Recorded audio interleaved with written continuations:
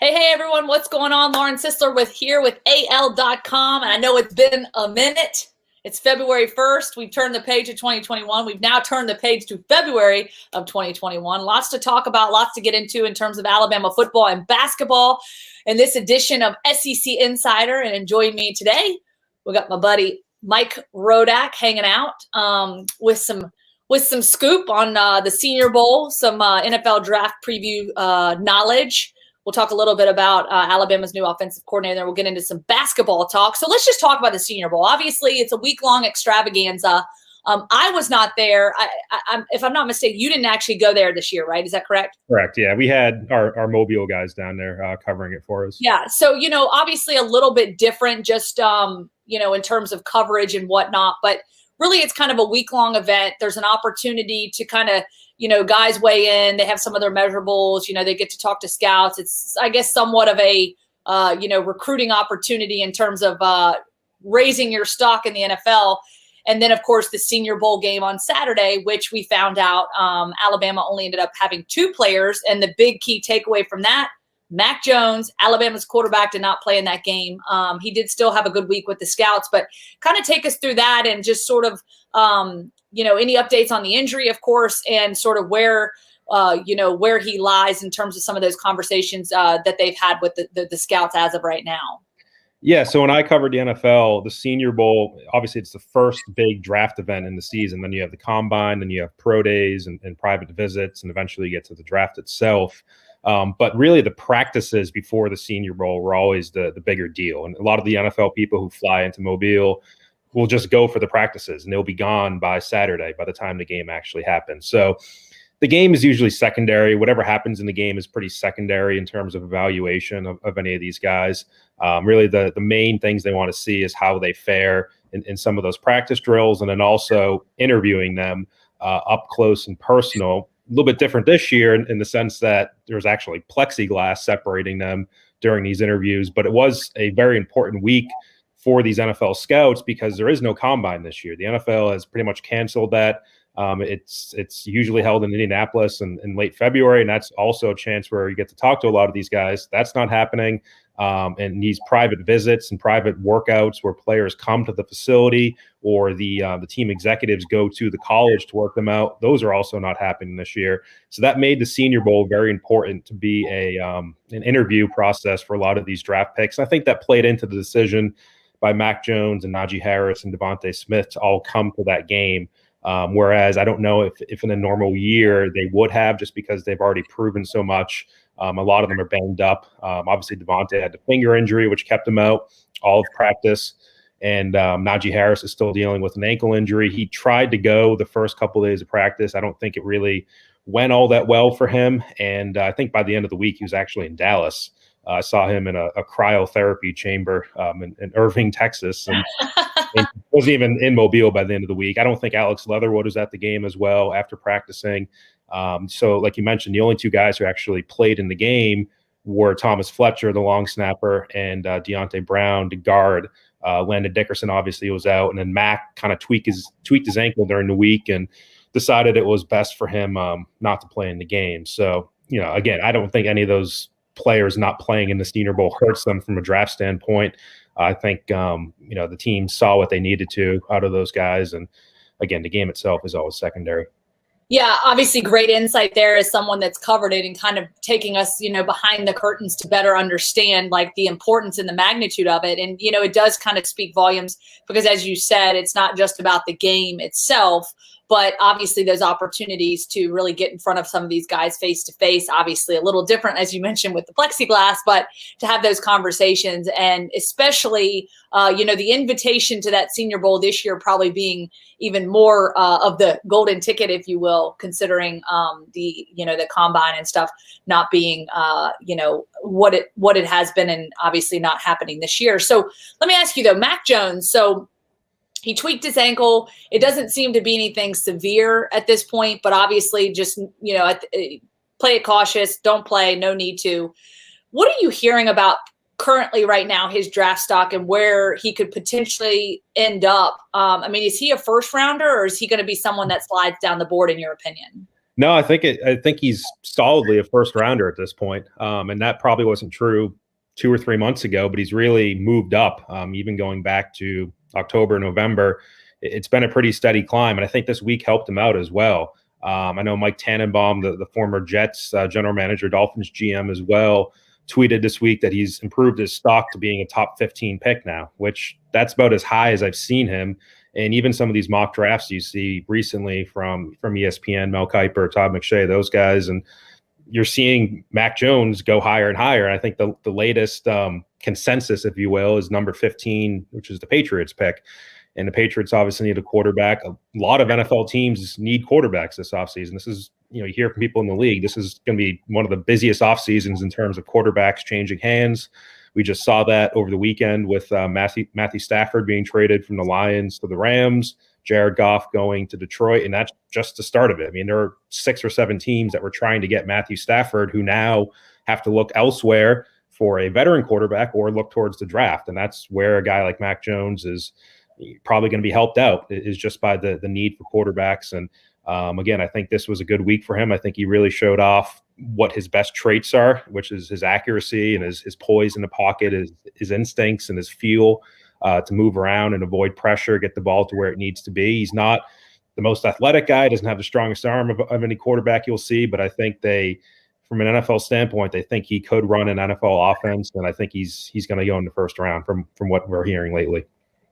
Yeah, that's a good insight there. And of course, you just think back and you watch Mac Jones's career at Alabama and just really kind of the unknowns and a lot of the doubt. And, is this even going to be the guy? Like, Bryce Young comes in. Is Mac Jones going to win the quarterback spot? And now he's, touted as a first-round draft pick. So certainly exciting to see for him. Any other notables before we move on to the offensive coordinator position at Alabama? Anything else that stood out, or anybody else sort of in this draft class that you're hearing some high praise for at this time as we kind of turn the page here? I don't know if there's any big surprises. I think the guy who we want to kind of see more of is probably Alex Leatherwood. I know Mike Tannenbaum, as I mentioned, with Mac Jones's draft stock, he actually had Alex Leatherwood moving down to more of a second-round pick after this week. And the biggest thing with him has always been, can he play tackle at the NFL level, or is he more of a guard? And, I haven't heard exactly what scouts thought of his Senior Bowl week, but, the chances are going to be a little bit slimmer for him to show, what he can do before the draft. And I think his pro day, which that will still happen from all accounts in March, will be kind of the last chance for him on the field to show what he's capable of doing. And, he's one of the more intriguing guys in this draft class for Alabama. And then, Dylan Moses as well at linebacker. Wasn't a guy who went to the Senior Bowl. I don't know if he was invited or what the situation was there, obviously dealing with the knee injury all season.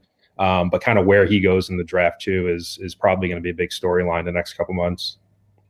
Yeah, absolutely. All right. So Bill O'Brien, obviously being named offensive coordinator for Alabama, taking over for Steve Sarkisian, who is off to Texas as their head coach. You referenced him as Billy O'Brien, so I feel like you guys are kind of on like first name basis. Give us a little scoop on Bill O'Brien, what he brings to the table, and how he fits into this Alabama offense and this this program. And if we can get into the mind of Nick Saban, why did he go with Bill O'Brien? Well, I've actually never met him personally. I did cover him for a couple of years in New England. He actually went to a rival high school of mine in Massachusetts, and then the college across the city from me in Providence. He went to Brown. I went to Providence College. So we've always kind of been, granted he's several years older than I am, but we've always kind of been along the same path. Similar paths, right? And now we're both in Alabama. So yeah, you're talking about a guy who's coached at the NFL level as a head coach, the college level as a head coach, been a coordinator for a Super Bowl team in New England in 2011 that went to the Super Bowl. They lost it that year. But certainly a guy who's about as experienced as you can get in different levels to be an offensive coordinator for this team. And it's just, for me, it's just the biggest question is, how does he figure out what the next step is for this offense? Just with all of the coaches they've lost, Kyle Flood, the offensive line coach, tight end coach, Jeff Banks, Charles Huff, the running backs coach, is also gone. Obviously, Steve Sarkisian, who he replaced, and then 8 out of 11 offensive starters are also gone. So it's, rebuilding might be a strong word given the talent that they have coming in every year, but it's still, you got to build it back up to what it was. And that's going to be a little bit of a challenge, I think, for for Bill O'Brien is just kind of sorting through the talent that they have, and they have a lot of it at wide receiver, offensive line, a couple 5-stars coming in, running back. They're very talented, but just picking the right players and kind of pushing the right buttons with them. And I think it starts with Bryce Young, and Bryce Young had a great relationship with Steve Sarkisian going back to middle school when Sark would go to his camps out in Southern California. Obviously, Sark played a big role in getting him to flip from USC to Alabama, and now Sark is gone. And just how Billy O'Brien deals with Bryce Young and how those personalities get along in that relationship, I think will be something to watch over the summer here. Yeah, definitely looking forward to it. Of course, we're looking forward to signing day on Wednesday as well. I know we already had early signing day, but, Nick Saban is known for, having to reload constantly. So the same goes for players as well as coaching staff. We've seen him do it time and time and time and time and time again. So definitely looking forward to that. And as we move into signing day, and then, of course, spring ball will be here before we know it. But, hey, we got to talk basketball, right? Alabama basketball. What? Alabama basketball obviously having a tremendous season so far. Coming off a 10-game winning streak, obviously losing to Oklahoma there, just this past weekend to end that 10-game winning streak, I should say. But just your overall thoughts on this basketball team, where they're at now, and sort of their hopes right now for having a successful postseason. Yeah, right now, it's about as good as a team as they've had in 15 years. Their rankings as of this morning, they moved up to number 7 in the coaches poll. That's the best they've had since December of 2006. And then the AP poll, they only moved down 1 spot to number 10. So you're still talking about a top 10 team. They're still perfect in the SEC, 9-0. They play LSU on Wednesday night, and then they're at Missouri on Saturday. So you'll be back in the SEC schedule. They still have 9 games left there. And I think the biggest issue for them right now is just staying healthy because they've been banged up, and it's been injuries, but also, they've called it medical conditions with a couple players being out for a little while. Javon Quinterly was out. Now it's James Rojas. Herb Jones. I think the ratio of healthy games to games where Herb Jones has been playing through something probably needs to change a little bit. I don't know how they accomplished that with 2 months left in the season, but it just seems like every single game Herb Jones is dealing with a bloody nose or dislocated finger or back injury, or last year was the wrist and the elbow. And he's their best player. People have talked about him. Jay Billis was on College Game Day on Saturday morning saying that Herb Jones should be the SEC Player of the Year. He just needs to stay healthy to play these last 9 games, to play the SEC tournament, 4 games in 4 days, to play the NCAA tournament.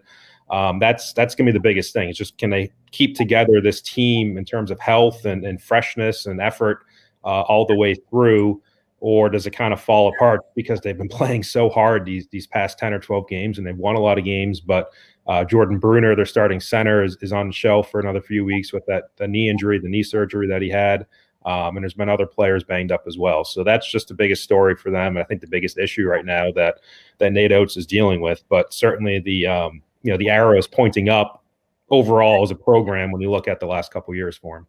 Yeah, absolutely. And I think you talked about the physicality, and that's one thing that I definitely see in this team, especially because when Nate Oates came in, he said, you're going to see some different things, the pace of play, the intensity, and just moving up and down the court and the physicality. So obviously that kind of comes with the territory, but you're really starting to see that unfold, and you're really starting to see the Nate Oates identity, being embraced around this team. And it's really been a lot of fun to watch. And I know we're still kind of in a very odd, unique situation with the pandemic and things being certainly different, some cancellations and just things like that. But for the most part, it seems like they've got a pretty good handle on things, and we're trending in the right direction for a hopefully normal SEC basketball tournament, or somewhat normal, and then NCAA tournament.